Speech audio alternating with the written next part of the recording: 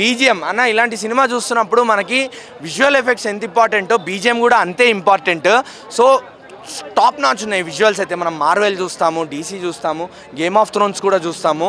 వాటికి ఏం మాత్రం తగ్గకుండా అబ్బా ఇంత మంచి స్టోరీ దొరికినప్పుడు విజువల్స్తో బీజిఎంతో ఒక సినిమా పడితే ఇది కదరా సినిమా అనే సాటిస్ఫాక్షన్తో మనం బయటకు వస్తాం. అంత బాగున్నాయి విజువల్స్ అండ్ బీజిఎం కూడా యాడెడ్ ప్లస్ బీజిఎం. తక్కువ బడ్జెట్లో మంచి విజువల్ గ్రాఫిక్స్ అని చెప్పి కామెంట్స్ వస్తాయి. నిజంగా తక్కువ బడ్జెట్లో అసలు ఇలాంటి బ్యూటిఫుల్ విజువల్స్ అనేది నేనైతే రీసెంట్ టైమ్స్లో చూడలేదు.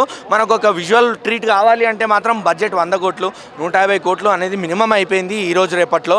బట్ ఇలాంటి సినిమాకి మీరు తక్కువ బడ్జెట్లో అంత బ్యూటిఫుల్ విజువల్స్ ఎందుకు అంటే, ఇప్పుడు మనం గేమ్ ఆఫ్ థ్రోన్స్లో ఒక డ్రాగన్స్ని చూస్తాము, ఇట్లానే మన ఈ సినిమాలో ఒక పక్షి కనిపిస్తుంది. ఆ పక్షి చాలా ఇంపార్టెంట్ రోల్ కూడా ప్లే చేసింది సినిమాలో.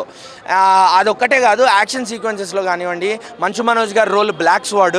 సో ఆ బ్లాక్ స్వార్డ్ని మంచు మనోజ్ గారిని ఆ పవర్స్తో చూపించడం కానివ్వండి, తేజ సజ్జా గారిని ఆ సూపర్ యోధా పవర్స్తో చూపించడం కానివ్వండి, మన హిస్టరీ మైథలాజికల్ సీన్స్ రాముడిని, హనుమంతుల్ని, వానరసేన్ని చూపించడం కానివ్వండి, ప్రతి సీన్ కూడా వండర్స్ అండి. అసలు విజువల్స్ అనేవి వండర్స్. అంత బాగుంది సినిమా అయితే మాత్రం విజువల్స్ అయితే.